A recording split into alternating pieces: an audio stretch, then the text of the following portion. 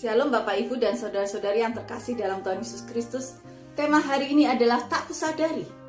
Terambil dari Mazmur 19 ayat 13 sampai dengan 15. Demikian. Siapakah yang dapat mengetahui kesesatan? Bebaskanlah aku dari apa yang tidak kusadari.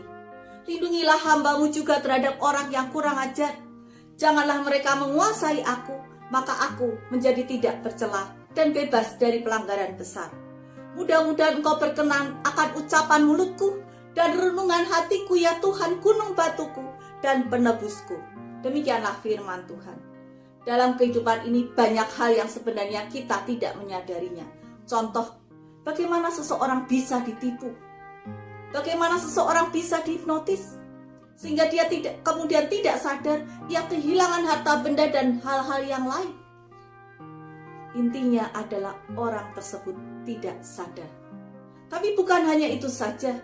Hal-hal yang tidak kita sadari bukan hanya yang berasal dari luar, tetapi juga berasal dari dalam diri kita sendiri. Ada pepatah di dalam Alkitab, Matius 7 ayat 3, berkata demikian.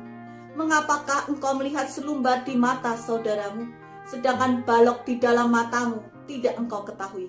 Matius 7 ayat 4. Bagaimanakah engkau dapat berkata kepada saudaramu, biarlah aku mengeluarkan selumbar itu dari matamu, padahal ada balok di dalam matamu. Begitu mudah menemukan kesalahan orang lain, namun begitu sulit untuk mengenali kebodohan dan kelemahan diri kita sendiri. Itulah sebabnya mengapa kesalahan yang sama bisa terus berulang kembali, dan kegagalan terus-menerus terjadi. Dan pada akhirnya kemudian mencari kambing hitam. Bisa itu orang lain, tetapi juga ujung-ujungnya adalah kepada Tuhan. Kita marah kepada Tuhan, dan kalau itu berlanjut terus-menerus, akibat yang terjadi adalah murtad. Dan kita semakin jatuh terperosok, semakin dalam kita tersesat, dan jiwa kita dapat binasa. Amsal 19 ayat 3 mengatakan demikian. Kebodohan menyesatkan jalan orang, lalu gusarlah hatinya terhadap Tuhan. Oleh sebab itu, apa yang harus kita lakukan? Yang pertama, sediakan waktu saat teduh, waktu pagi, subuh. Saya punya waktu saat teduh. Saya mulai dari jam 4.45 saya terbangun. Apa yang saya lakukan? Saya saat teduh, saya mohon pertolongan dan hikmat dari Tuhan. Yesaya 54b berkata, setiap pagi ia mempertajam pendengaranku untuk mendengar seperti seorang murid. Disitulah waktu saya merasa damai, merasakan sukacita. Dan saya mendengarkan firman Tuhan. Saya belajar seperti seorang murid di hadapan Tuhan.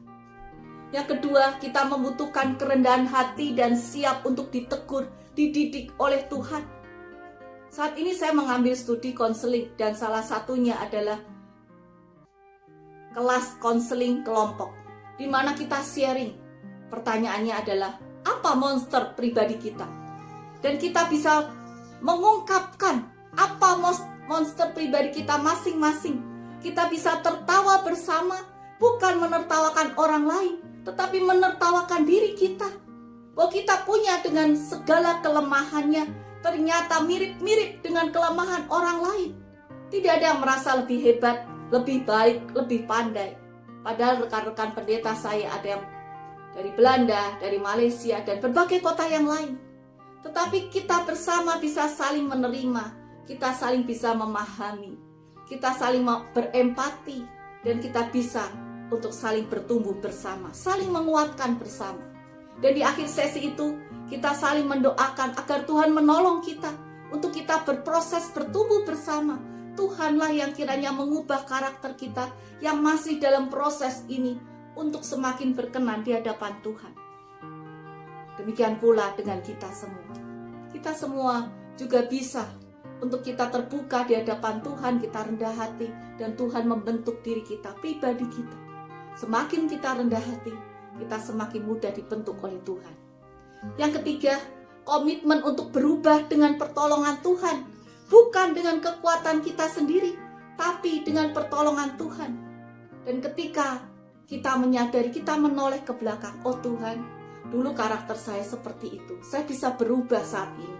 Itu karena Tuhan, bukan karena diri kita sendiri. dan kita bisa dipakai oleh Tuhan untuk mempermuliakan nama Tuhan. Mari kita berdoa, kita mohon kepada Tuhan untuk semua hal yang tidak kita sadari yang akan membawa kita kepada kesesatan. Tuhan memberkati dan menolong kita semua.